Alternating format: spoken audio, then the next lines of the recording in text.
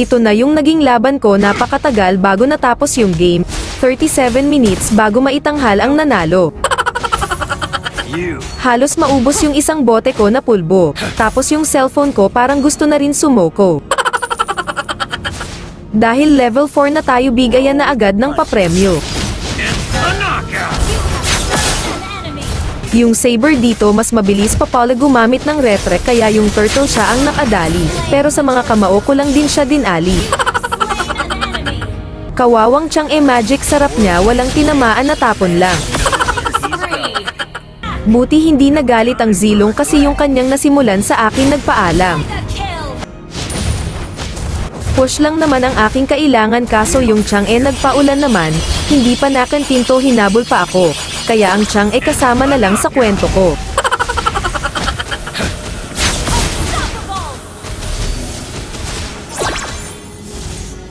Nag-super saiyan yung famous at gustong lumayo, kaya ang mabait na Kenshin tinulungan na lang na hindi na makalayo. Dapogan na Franco, ta akala ko harangan niya yung saber dito, daig pang napako ng D4. Mia lang naman sana yung gusto ko, pero yung Thomas gusto rin niya ako, kaya hindi ko pa rin pinagbigyan ng kanyang gusto.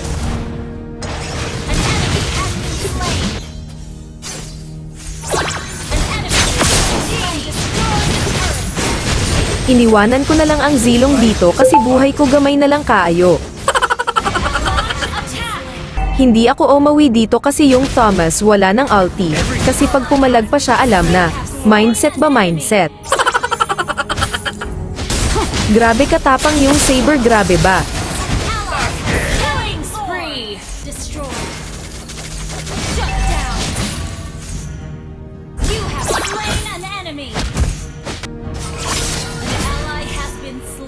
Ganito lang magkusot ng kalaban.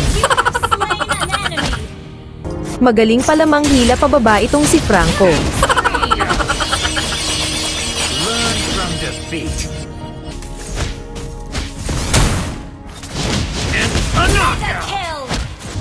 Sos Mariasep, Pasko na pala mga kwetes, nagliparan na.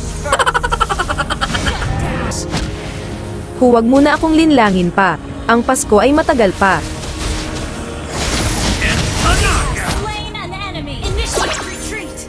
Buti na lang may mahiwagang immortality na, kaya ang buhay ay tumagal pa.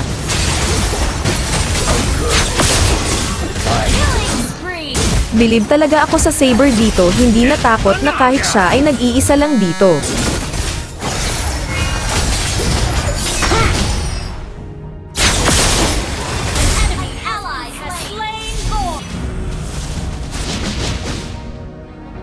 Matindi kong mangarap itong Mia. Tore namin sa top na ubos na niya.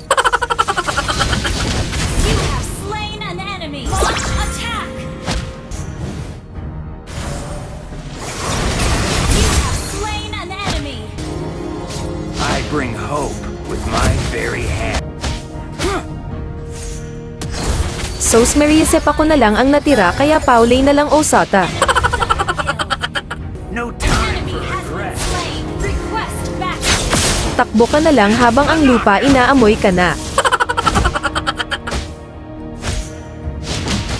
You are stronger than you think.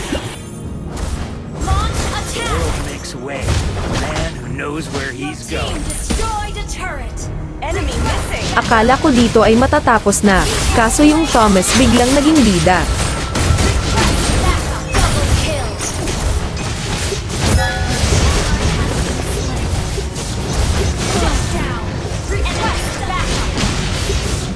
"69 seconds bago muling makagalaw itong si Pacman.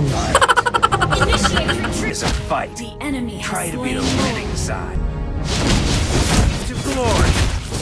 Grabing tigas na nitong mga minions. Yung kamao ni Pacman parang namaga na. Ganito mangyayari pag walang mag-anti-lifesteal. Sa mga malakas mag-lifesteal, kita mo buhay ng Thomas dito plus vengeance pa.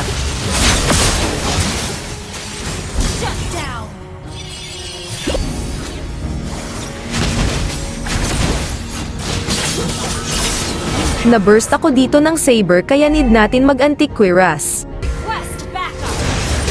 The journey with no end and a knockout.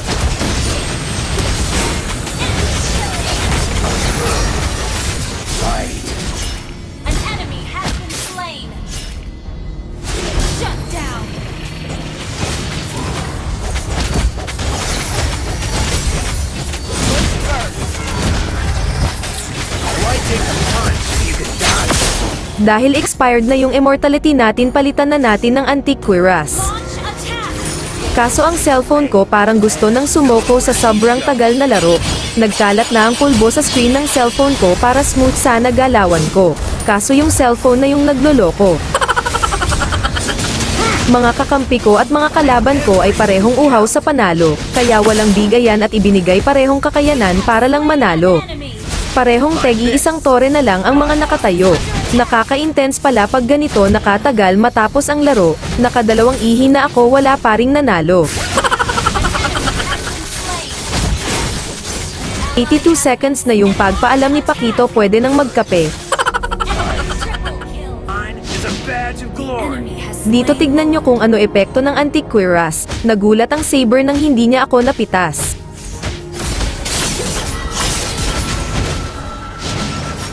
Kung tutuusin tapos na sana nila ito kung sumabay lang sila sa anak ni Vexana, kasi wala yung mage namin. Kaso sila ay uhaw na gusto nila akong makuha. You are stronger than your fear. I bring hope as a fight. Try to be the winning side.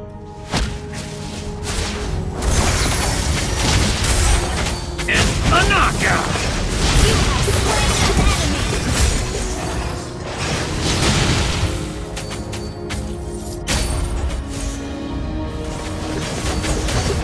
You have slain an enemy. It's a journey with no end in sight. Hindi na nagtangka yung Saber sa akin, nakita na siguro niya item kong dala. Triple kill. Push back. Dahil wipeout na sila kaya dali-dali kaming nagpunta sa tore nilang natira, at yung Chang'e lang yung pwedeng makaabot pa. Attack. Launch attack. Roll with the punches. Launch attack.